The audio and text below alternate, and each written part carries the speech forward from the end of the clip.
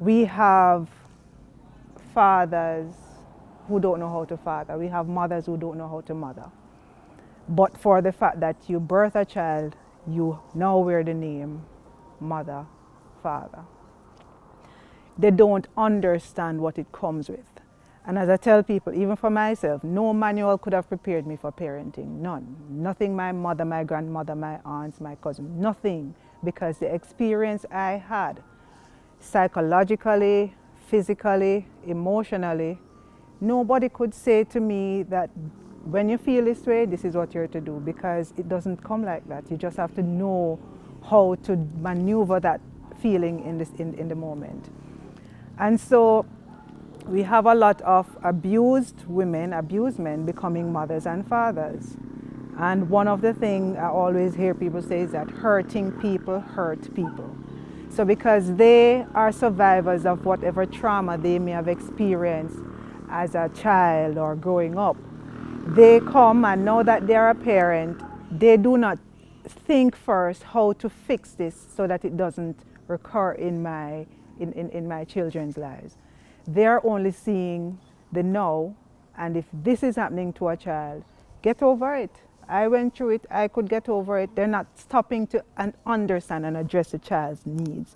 And so children are emotionally abused because they don't have a voice.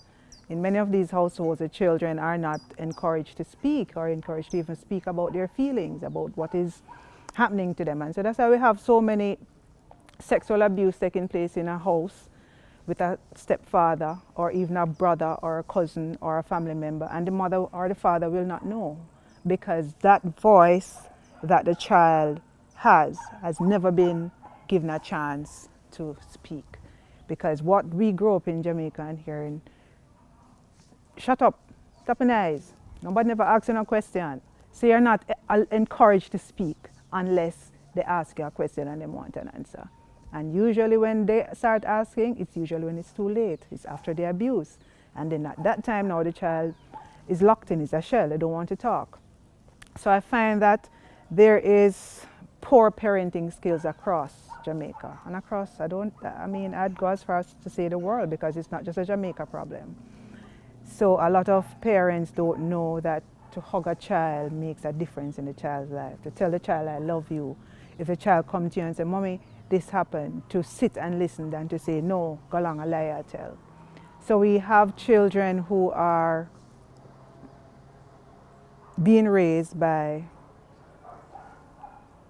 people who are aged and adult in body, but in mind and mentality, they are as much as a child that they're raising. So that's one of the big problems I find, because I've had to be sending a lot of people, almost everybody who come before me now as a parent, I have to send them to parenting classes because they really don't know. And it's ignorance. They will, when they come back from the parenting classes, they will say, boy, Judge, thank you for this, because we never know enough of the things that mommy know. You know?